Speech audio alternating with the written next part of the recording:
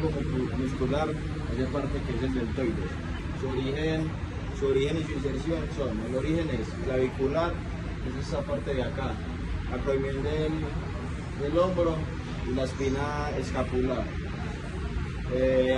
Tenemos que recordar que esto hace flexión, extensión. En la parte del músculo vamos a hablar del tríceps.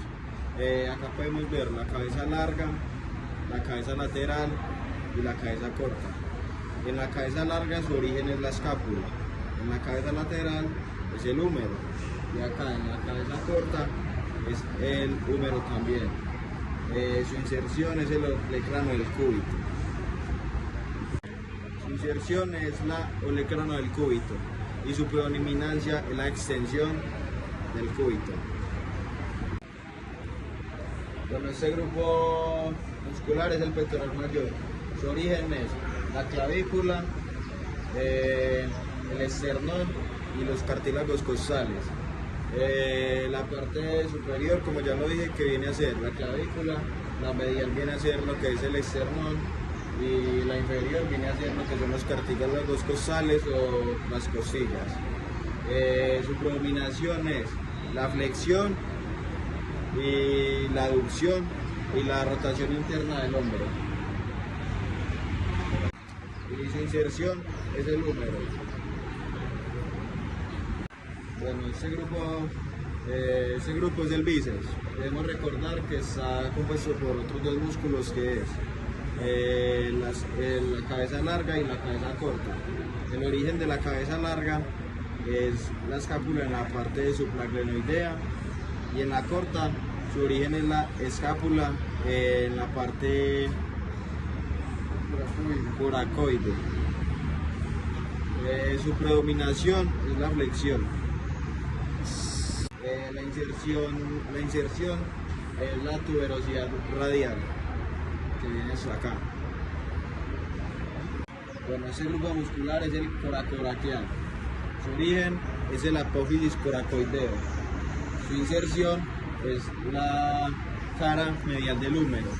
La función de este músculo es la flexión, la aducción y es el estabilizador del hombro. Bueno, este grupo muscular es el braquial anterior. Su origen es la cara anterior del húmero y la inserción es la tuberosidad del cúbito. Debemos recordar que este músculo participa para hacer la flexión del codo, la supinación y la pronación del brazo. Este grupo muscular consta de 5 partes o de 5 músculos. El primero es el extensor cubital del carpo, que su origen es el epicóndilo lateral, el húmero y la cara posterior de la ulna. Su inserción es la base quinta del metacarpiano.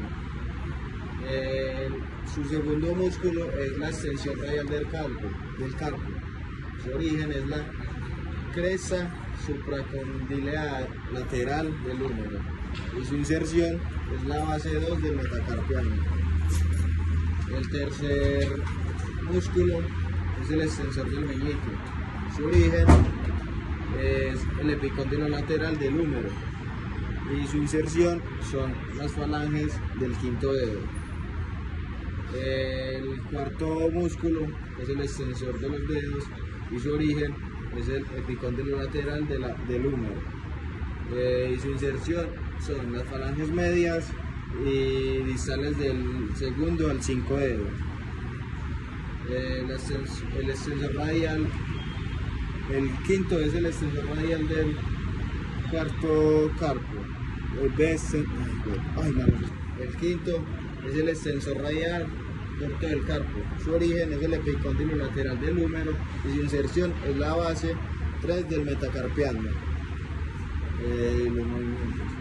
El movimiento principal de los cinco músculos es la extensión de la muñeca y la extensión de los dedos. Ahora seguimos con los músculos De la parte anterior del antebrazo, que serían los flexores del antebrazo. Como primer músculo voy a comenzar con el flexor radial del carpo, que su origen es el epicóndilo medial del húmero, que se encuentra en este lugar, y la inserción es base del segundo y tercer metacarpiano, queda en este lugar. ¿Okay? El flexor profundo de los dedos, que su origen es la cabeza anterior y medial de la ulna y la membrana interósea. Su inserción tiene en las falanges distales de 2 al 5 del segundo al quinto dedo, que se encuentran el segundo al quinto dedo, que son desde aquí a acá, y ya por debajo, que es superficial. Seguimos con el flexor cubital. Su origen es el epicóndilo medial del húmero y el olecranon de la ulna. Su inserción es en el hueso pisiforme y ganchoso, y su base es en el quinto metacarpiano, que se encuentra en ese lugar. Flexor superficial del dedo, de los dedos. Su origen es el epicóndilo medial en el húmero cúbito y radio, y su inserción es en las falanges medias del segundo al quinto dedo. Y su movimiento principal es la flexión de la muñeca y la flexión de los dedos. Listo. Bueno, vamos a empezar con el grupo muscular del trapecio.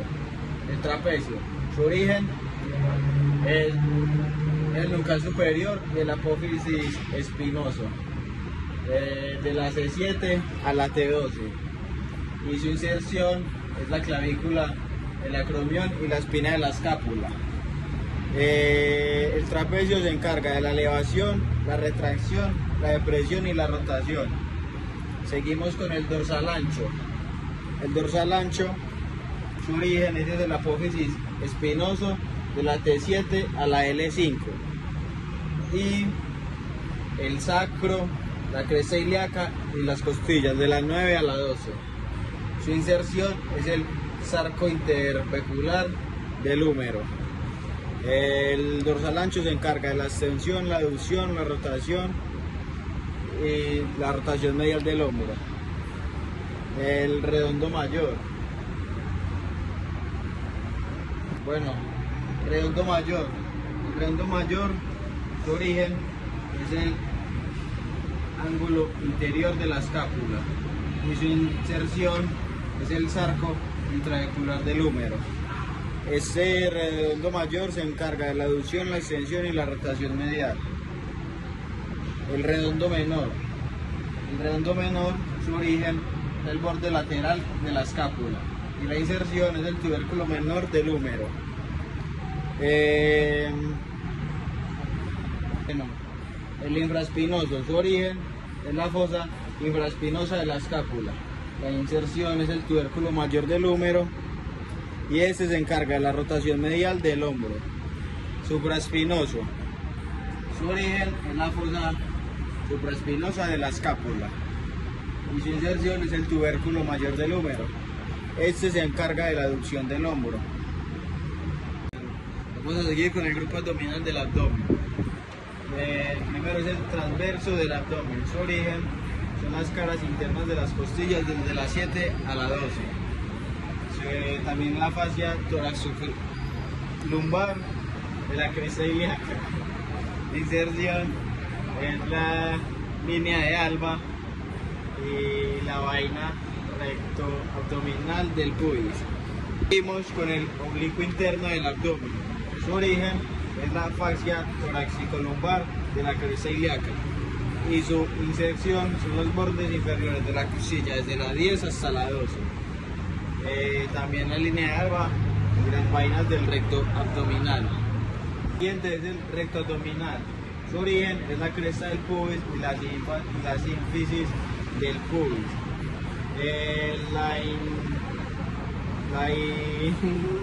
Su inserción son los cartílagos costales de la 5 hasta la 4 de las costillas. El siguiente es el oblicuo externo.